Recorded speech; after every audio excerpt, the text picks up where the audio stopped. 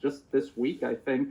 And it was a delegation from the EU. It's supposed to represent the EU, but it was led by this guy named Raphael Glucksmann. And Angela, I heard you mention his name earlier today. So why don't you give us kind of like an overview of what happened here with Taiwan and Raphael Glucksmann and his, I think it was some Lithuanian politicians. What's going on with this? Is the EU getting on the bandwagon with the US against China in regards to Taiwan? This is only a delegation. I don't think we should look at this as being representative of the EU. Keep in mind that when it comes to foreign interactions, it's still the task of the president. So we need to pay attention to what Merkel says, what Macron says, but not this delegation. And when you look at the background of who's behind this delegation, you have Raphael Glucksmann. Is French, but he's not representing French interests. He's basically represented U.S. interest. He was actually a close advisor to Saakashvili. If you look at this background, hold on. I just want to show the evidence so people know you're not just making this up, Angela. This is from WikiLeaks. Hillary Clinton's email archive, and this is about U.S. government meetings with the Georgian government when Mikhail Saakashvili was running it. And here he is. So he's a French citizen, and he is an advisor to the president of Georgia. This is outrageous foreign interference. The irony here is that Glucksmann, and you were probably going to point this out, but Glucksmann got elected as chair to a special committee in the European Union against foreign interference in the EU. Why did they elect him? Was it because he's so familiar with foreign interference? Because he's an agent of foreign interference, and they're like, he'll be able to spot his own. He'll be able to kind of smoke them out. Angelo? Well, interesting when you look at his background, his father is André Glucksmann. His father was one of the leaders of the May 68 revolution, which was backed by the US. This is we all talking about the whole background. His ex-wife, from his ex-wife to his current partner. His current partner, she's linked to the George Soros Foundation. Her father is in the board of the George Soros Foundation. So you see, this is how representative is that to the EU? It's not. You have foreign agents which are in the EU, on the payroll of the US, and that are working for the US but not for EU. So I wouldn't take this too seriously. It's more symbolic, but of course it's upsetting China because Taiwan is still not a country. It's it's part of China, and it's upsetting, and they're pushing the agenda. I want to draw the parallel. How it can be perceived on the side of China. It can be perceived on the pre-Maidan revolution in Ukraine, when you had those delegations coming over and saying, you go for this independence. And so basically they're pushing an agenda on Taiwan. When you tell Taiwan, you tell her, we support you, and so on and so on. And people in Taiwan, they say, EU delegation, it's giving legitimacy to the doubts they have. Some people are citing, there's a status quo, what should we do? And now you have this EU delegation, and it's actually going to influence. And this is bad. This is foreign interference. This is going against the UN Charter.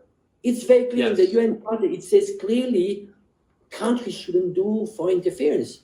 So you have an anti-foreign interference entity from the EU, which is going to Taiwan to do interference. How ridiculous. It is. It's so ridiculous. And I want to point out a couple of things here. First of all, this was kind of the conclusion I came to. And Angela, I was talking to you about this earlier this week. And I think it's very clear that this Raphael Glucksmann and this delegation does not represent the EU. They represent the US under the cover of the EU, which is a form of interference in and of itself. And then they're interfering in China's internal political affairs. And China, through the Global Times, this is state media. So when you read the Global Times, this is kind of like what Beijing is thinking. So always keep that in mind when you read it. But what did they call this delegation? Political clowns. Political clowns, and they're trying to encourage and kind of egg on the current Democratic Progressive Party led government in Taiwan to, just like you said, Angela, go for this ridiculous goal of independence, just like they were egging on the Ukrainian opposition in 2014. And it's a disaster. They're pushing Taiwan off of a cliff, just like they did to Ukraine. And we look at Ukraine now, what a success story. And this guy was involved in Georgia and Ukraine, and now Taiwan. I mean, do you see the pattern? Do you think Taiwan will be the exception and not be pushed off the cliff? That's what Glucksmann is in Taiwan to do, push it off of a cliff. And this is China recognizing that this does not represent the EU. China and the EU have a good relationship. They're not going to let this provocation ruin it. And so, again, China being the mature one in the room and not going for this bait. I still have a lot of people, I don't know about you, Angela, but I have a lot of people that's they labor under the delusion that Taiwan is a country. And when I tell them that it's not, and that even the US, the UK, Australia, the EU, none of them view it as a country. This is from the South China Morning Post, and they're saying EU defends plan to expand Taiwan relations without recognition of statehood, because they don't. They recognize one China, and they know it's a sensitive issue, and they don't recognize Taiwan as a country. It's part of China. There's only one recognized government in China. It's the People's Republic of China in Beijing. So this is the EU. This is the United States. This is the official State Department website. The US and Taiwan enjoy a robust unofficial relationship. In the joint communique, the United States recognized the government of the People's Republic of China as the sole legal government of China, acknowledging the Chinese position that there is but one China and Taiwan is part of China. And some people try to say, well, they recognized or they acknowledged, but that's not the same as agreeing with it. But down here, very unambiguously, it says the United States does not support Taiwan independence. And elsewhere, it says the US wants mainland and Taiwan to sort this out on their own without foreign interference. And yet the US is not doing that. They're not taking their hands off and letting people in China sort this out. And so if you check the UK government or the Australian government's websites, it's the exact same thing. This is the one China policy. None of these countries have embassies in Taiwan, none of them. And Taiwan does not have embassies in any of these countries. So it's very important to keep that in mind. I want to talk a little bit about the fictional fantasy of Taiwanese independence versus economic reality. But do you have anything else you want to add in real quick, Angelo? Well, very simple. You talk about the international recognition. In reality, just look at the Taiwan's constitution. It states clearly that it's not an independent country. Then, additional to that, it's a lot of people are talking about, what if one day Taiwan declares independence? It's very clear. They would need to amend the constitution. In order to amend the constitution, they would need 75% of support in the legislative yuan. This is the Taiwan's assembly. 75%, and then they would go for vote for referendum. It's impossible. You have 50% of the parliament in Taiwan, which is Kuomintang, KMT, the National Party, which would never go for that. And then the other side is another 50% DPP, which is US backed. But even within the DPP, you would never, it would be difficult to get a majority within the 50%. So, and they need 75%. So that's impossible. It's impossible. There are many polls that actually states clearly if people are, the majority are not for independence. If they're maybe they're for status quo, and the status quo, everybody's happy. China is happy with the status quo. Taiwan is happy with the status quo. Why change? Why change? And keep in mind that the Taiwan and China is de facto reintegrated, reunited just because of the economy.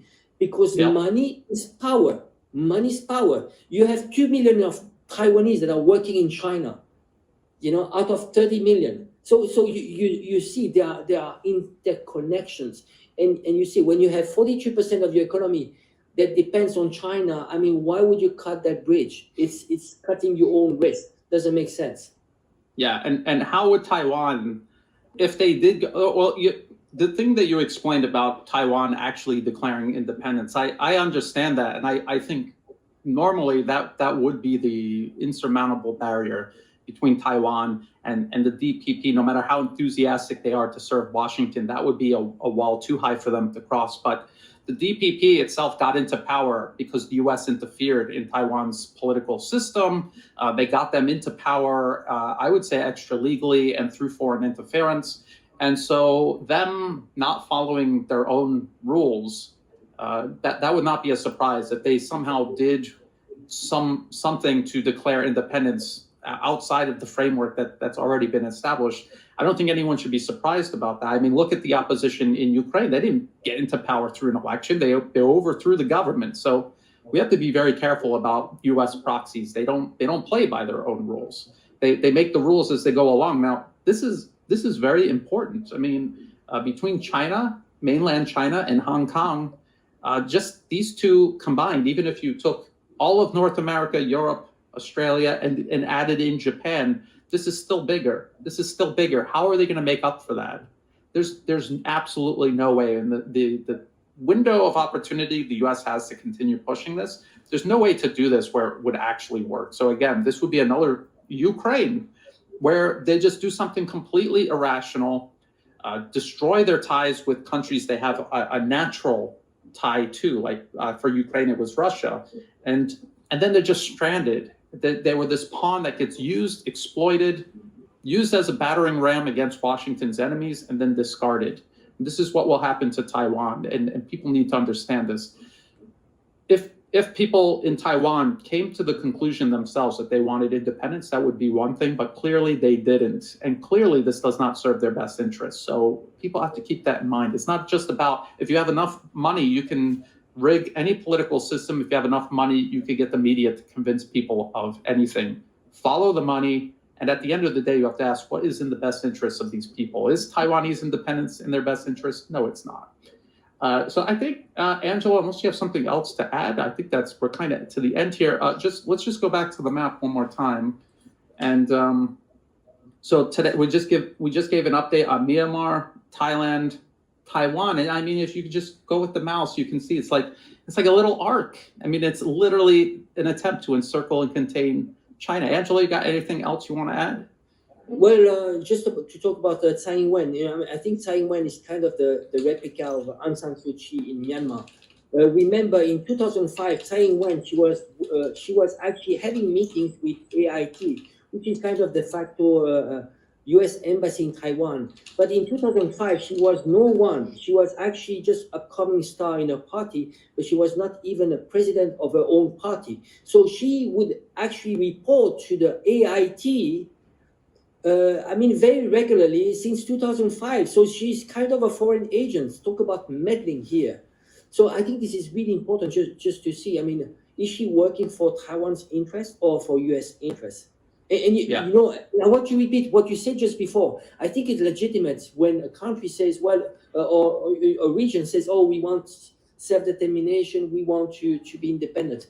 My question here is Taiwanese, the idea doesn't come from them. And when you have delegation and you have all the foreign medias that are pushing for Taiwanese independence, then you have Taiwanese coming up with this idea, but it doesn't come from them. They're being pushed upon them. And that's a huge difference. And that's foreign meddling. And this is unacceptable.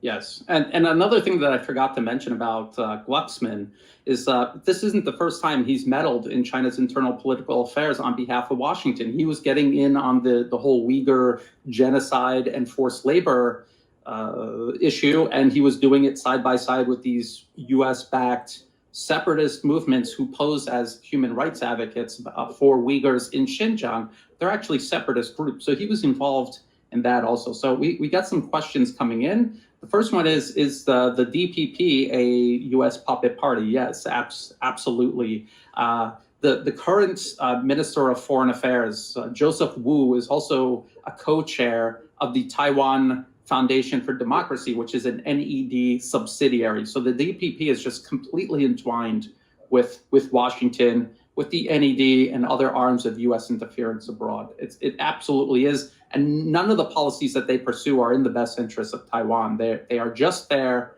to use Taiwan as a battering ram against mainland China, and they don't care what happens to Taiwan afterwards.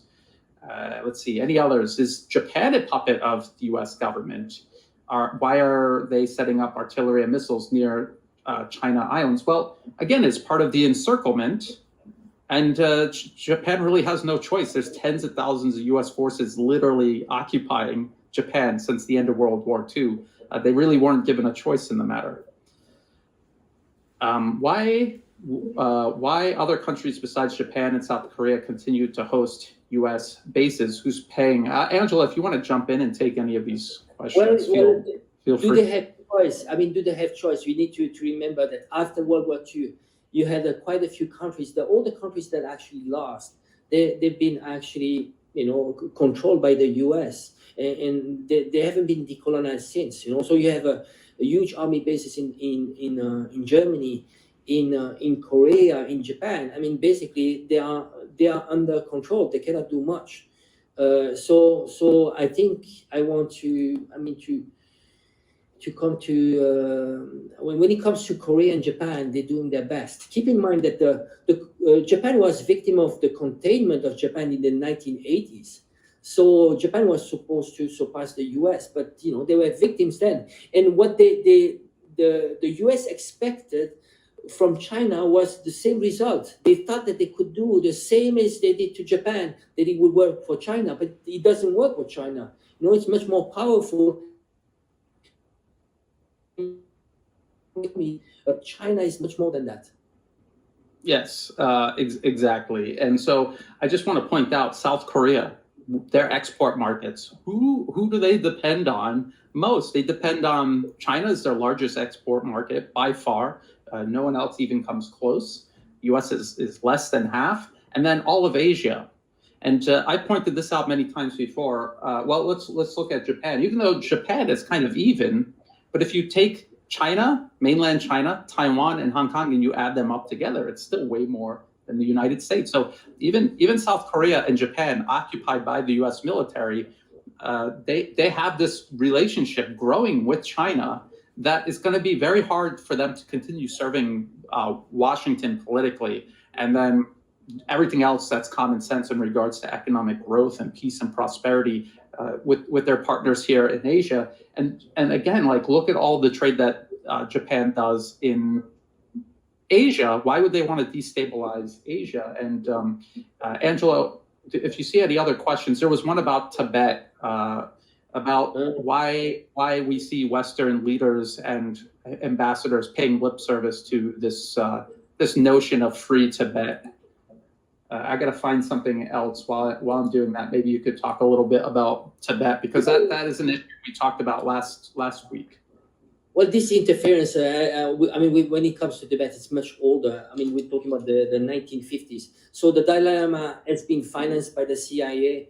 And now it's just, what the West is afraid of is that once the Dalai Lama will be gone, actually there won't be any charismatic figures that actually can replace the Dalai Lama.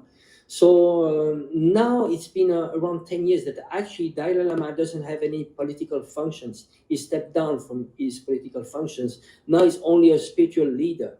So what is happening now when you have all those people like Richard Gere and so on, it's just this whole thing about glamour, association with spirituality, which in reality, if you look at the Dalai Lama, was actually it was the worst regime. There was the last slavery system in the world.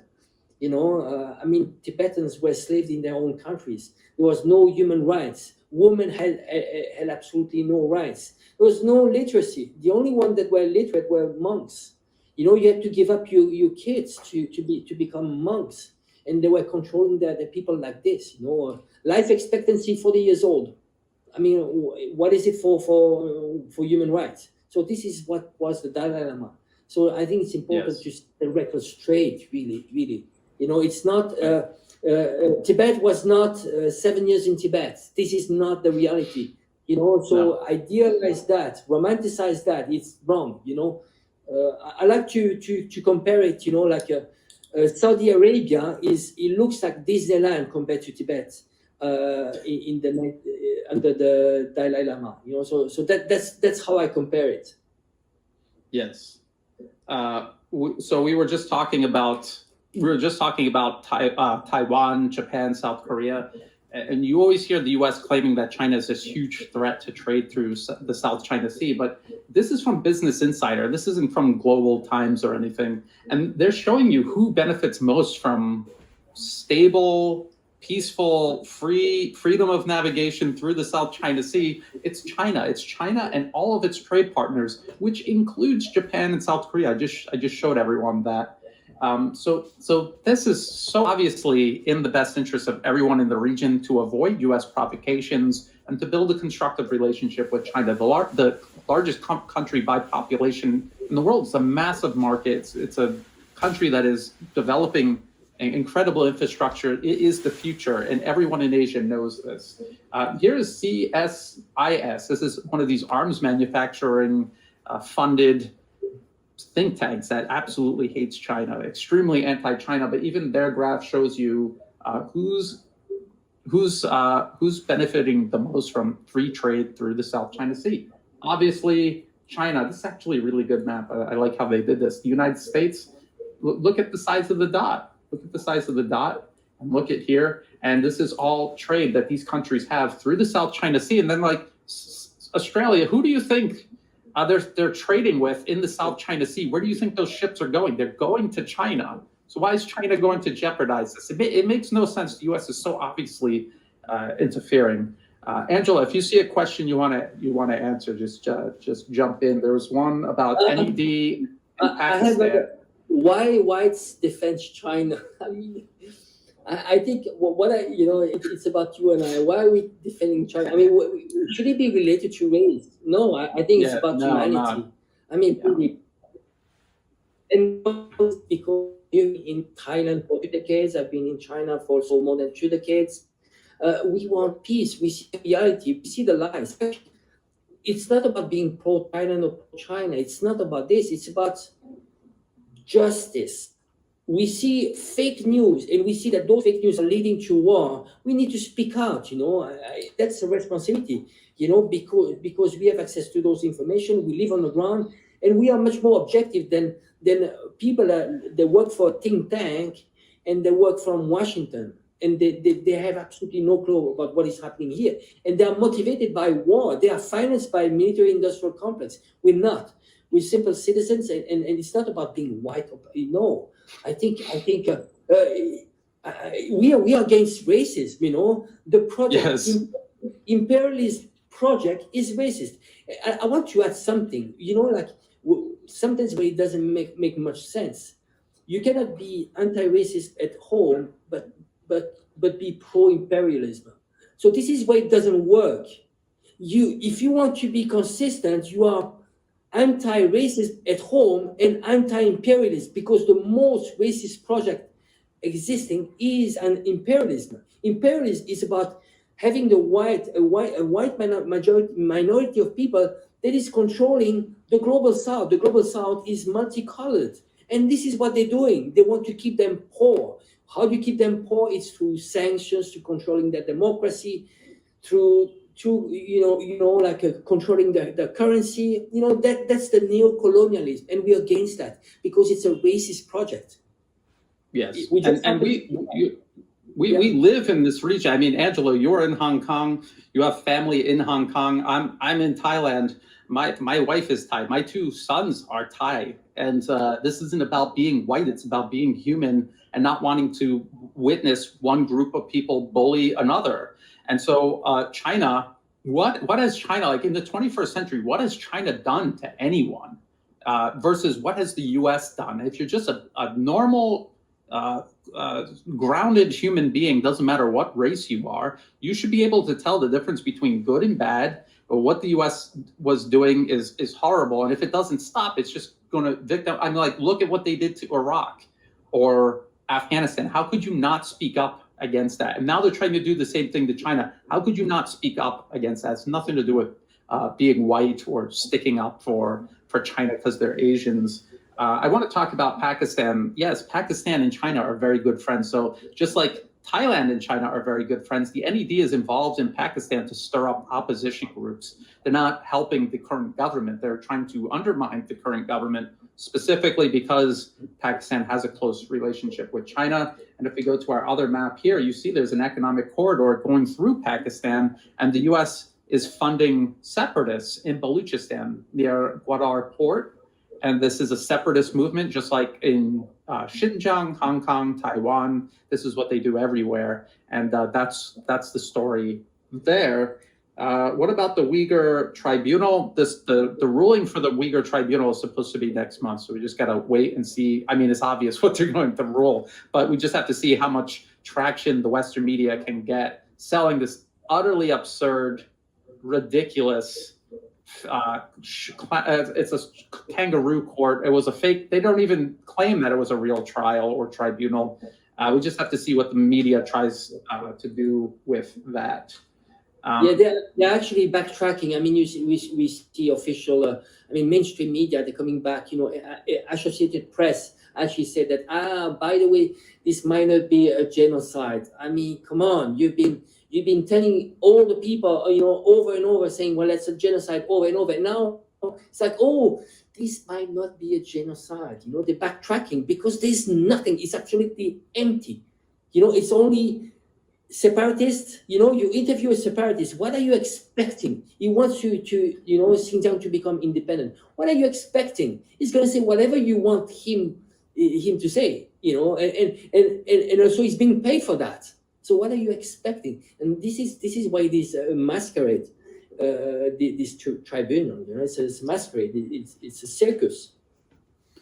Okay, and I see someone, Wolfram Sturm, and they say China murdered 60 million in the Great Leap Forward, for starters. Now, look, China's not a perfect country. They had a very difficult time before the world wars and afterwards. They have a massive population, and there were just plain bad policies. I don't think anyone in China is going to try to defend the Great Leap Forward or the Cultural Revolution. As a matter of fact, they're still, even to this day, working to undo some of that damage. But that was last century. That's not this century, the 21st century, the last 21 years. What has China done this century? If you go back far enough in time, every country's guilty of something. What is the current government doing? Not a government led by a man who has been dead for decades now. It's important to keep all of that in mind. I just want to put something. Actually, there's some revisionism when it comes to Mao Zedong. Deng Xiaoping used to say about Mao Zedong that he was 70% good and 30% wrong.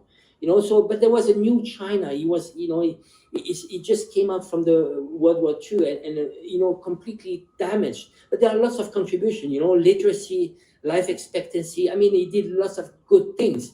And it was a trial and error. Deng Xiaoping, this opening of China, he called it touch the stones to cross the river, meaning that it's experimental. We are going to try slowly, and they've been very wise because they've been learning from the mistakes of the West, and especially from the USSR opening up. Remember, the breakup of USSR, they started selling state-owned assets, and they did lots of mistakes, and China was very wise. Why would do the same mistake as they did? Let's learn from all the other countries' mistake. And it was very much inspired by Singapore's system. They've been going back and forth back then to Singapore to learn from their system because it was one of the extremely performant. And it was a good, very well tailored to Chinese culture because the democracy or the system, political system one choose, need to be associated to the culture, the economic stage, and the history of the country. We cannot copy and paste Western liberal system anywhere in the world. This is where the West is completely wrong, imposing a system which is imposed.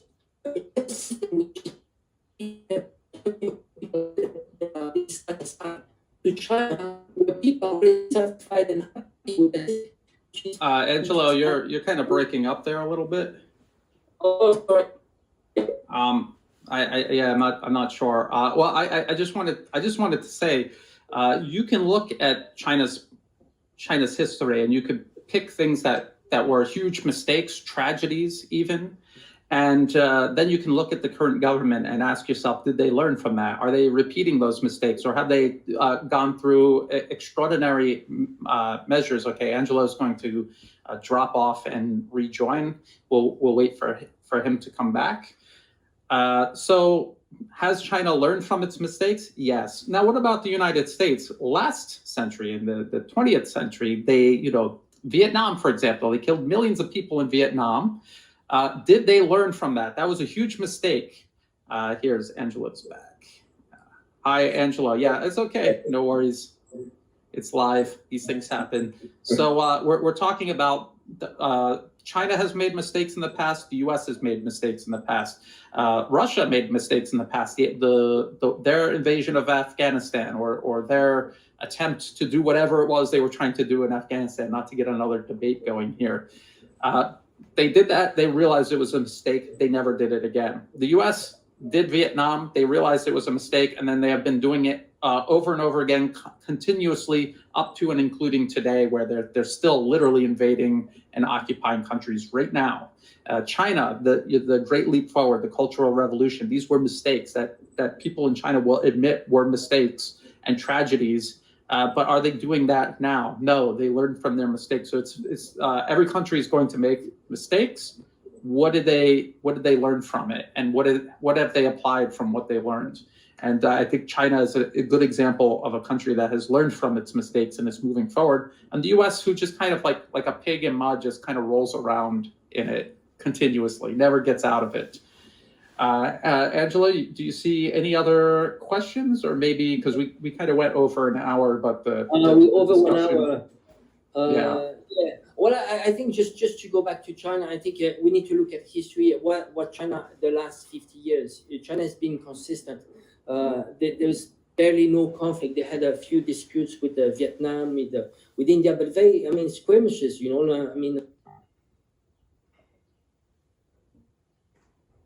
So here, no conflict, and you see the direction, where it's going. It's not power projection. It's not about power projection. China is not into this. It's into counter power projection. You have this power projection, which is the U.S., and China is defending itself. If you look at the Chinese army, it cannot project its power just because it doesn't have military bases abroad.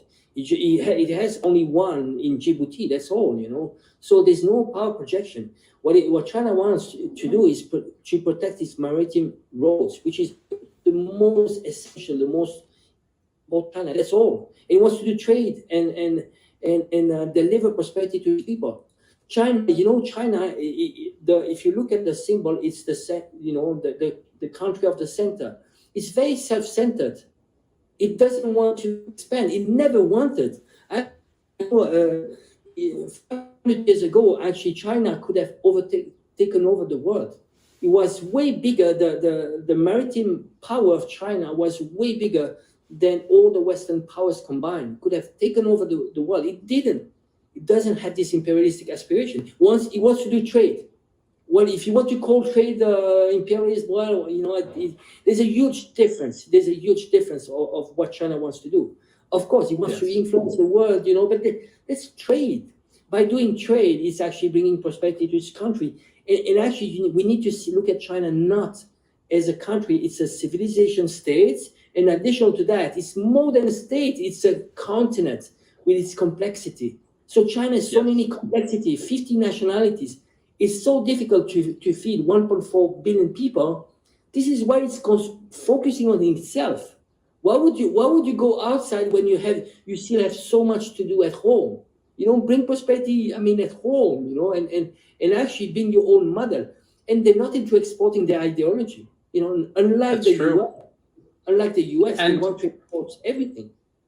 Yes, and you can see that because like people will talk about the Confucius Institutes or whatever on college campuses, but that is nothing compared to the National Endowment for Democracy, Open Society, and all of the other parallel organizations interfering all around the globe in virtually every aspect of every nation's socio-political system. China just doesn't have the organizations and institutions, the structures to interfere. They don't even have that much, and their military is not organized or set up to project power overseas. They have, like, if you look at their airlift capacity or sea lift or any of these things that you actually need to go and invade another country, China doesn't have any of this. And they won't for a long time. That's something you have to spend years building up, and they haven't started. Now, our friend Wolfram in the comment section had said, Vietnam was, America's mistake in Vietnam, that was last century. Why didn't you talk about something relevant? Okay, how about Iraq? They killed 1 million people there. The exact same thing. And they're still in Iraq right now. They're still in Syria right now. They're still killing people in Afghanistan, even though they supposedly left. So they wiped out a family, and they said no wrongdoing found. They wiped out an entire family. So that's this century. That's actually this year, this month. So that's pretty relevant. You have to get going. Just sure. Okay, we'll yeah.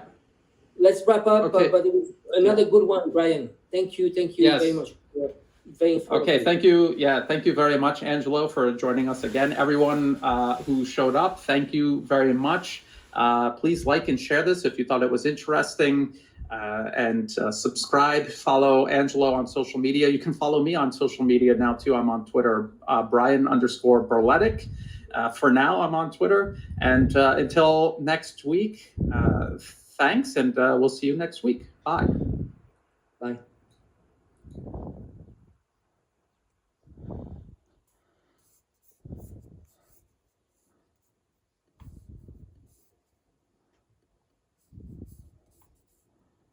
Center special correspondent Jane Ferguson sent us this report, beginning in the capital, Kabul, and a warning: images in this story may disturb some viewers.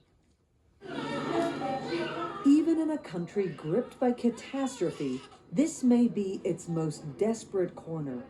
The few remaining children's wards left operating in Afghanistan are flooded with weak, starving babies. The children of jobless fathers and malnourished mothers. An entire generation fighting to stay alive against the odds. Son of Saddam, written on a piece of tape stuck to this child's chest, is all that identifies him. With each shallow breath, his chances of making it grow thinner. This ward is packed. Frail, sick babies lined up next to one another in beds meant for one.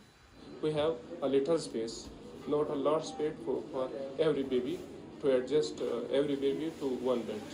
So you Therefore, put 2, 3 in a bed? 2, 3 or 4 sometime in one bed. Dr. Abdul Jabad despairs at the numbers who come and never recover. Almost a third don't make it. That means 4 or 5 of the babies in this room will die. It's the very crowding that kills many, with weak, malnourished bodies unable to fight off infections from the others. We have not a specific sterilization process here. Most of the baby take infection from the ward. You see here, 2 baby in one bed. Downstairs in another ward, Dr. Marwa examines Ayaz. The lack of nutrients in his diet has led to a severe skin condition. Yeah, it gets worse, it gets infected. So it's very dangerous. His father was a laborer and work dried up, leaving his mother with little to give him. In another bed nearby lies Omid. His muscles have wasted away. At 18 months old, he weighs just over 10 pounds. He should weigh twice that. It took only a few months for Afghanistan's poorest to be gripped by hunger once the government collapsed. Without the government and its funding from the international community, the economy is in free fall. Millions have lost their livelihoods and jobs within the government and internationally funded organizations. And with a Taliban authority sweeping to power in August, aid agencies cannot send support to a recognized terrorist group. Across town, the newly jobless shuffle forward in line for help from the UN's World Food Programme.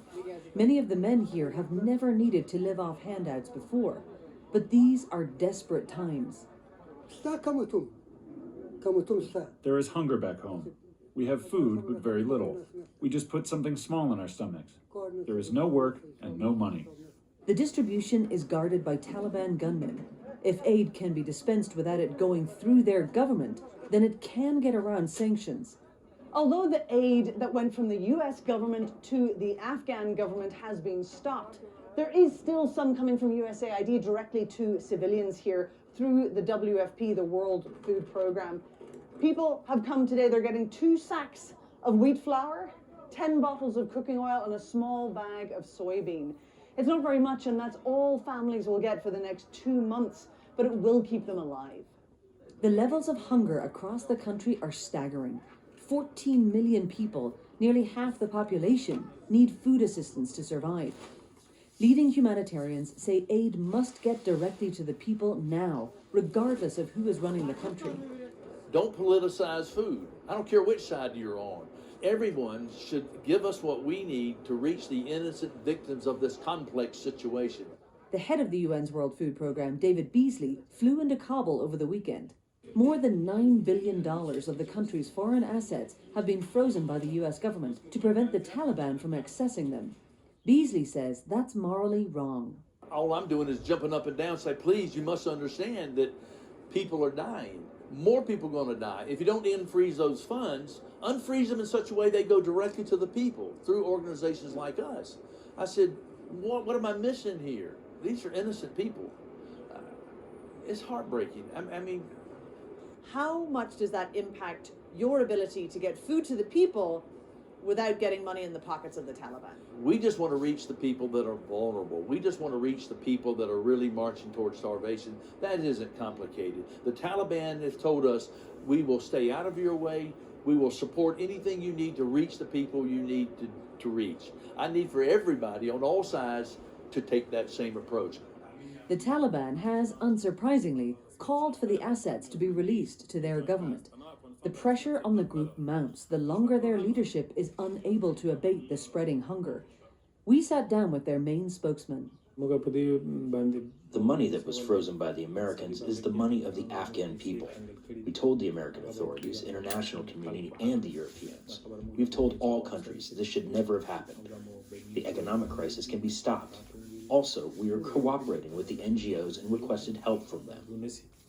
But it's not just the financial crisis that is keeping people hungry. Drought has gripped the country, with the national wheat harvest down by nearly a third this year. We traveled out to Herat in the west of the country, where the crisis is most severe. In his hard, parched fields, local farmer Mohammed Asif told us his wheat crop this year was 80% down. He has 125 acres, which would normally employ dozens of workers, supporting hundreds of family members. In the past, we were self-sufficient and relied on ourselves. We had good harvests. This last 4 or 5 years, the drought is very bad. We've never seen anything like this. We have lost 100-year-old trees here. When we have water and a good harvest, then we can keep livestock like cows and sheep and chickens. On the day we visited, there were only a few people, one of them a child, harvesting a little saffron. The farmer has not planted this year's crops of wheat yet. The ground is simply too hard without rainfall. In the nearby city of Herat, it is clear the scenes in Kabul's hospitals are repeated across the country. Dangerously wasted and thin babies are carried into the main hospital. Doctors Without Borders staff and fund the malnutrition ward, so these children will get some milk and care. But it's temporary. The homes they came from remain blighted by poverty. Mahjabin brought in her only surviving twin baby. At 6 months old, she should not be this small. We don't have enough food. I'm not able to breastfeed, she tells me. We feed her with formula, but I cannot afford it. Few in this country can afford much more right now than the bare essentials. Millions cannot manage even that. As the world watches the fallout of Afghanistan's sudden collapse, the failure to build a sustainable, functioning state in the 2 decades since the 2001 invasion has never been more stark. The international community in the last 20, 30 years has done a disastrous job here. 75% of the economy is based upon outside funding. I mean, hello, coupled with the corruption that was allowed from year to year to year. Why do you think the people didn't rise up when the Taliban was advancing? Because they're like, well, which one's worse here? And so you've got now an economy that was built on a house of cards, and everybody's to blame. Everybody shares in this blame. And if you don't feed the innocent victims of this chaos, well, you're talking about a lot of dead people. After surviving 4 decades of continuous conflict, hunger could take more innocent lives here than war ever did. For the PBS NewsHour, I'm Jane Ferguson in Kabul, Afghanistan.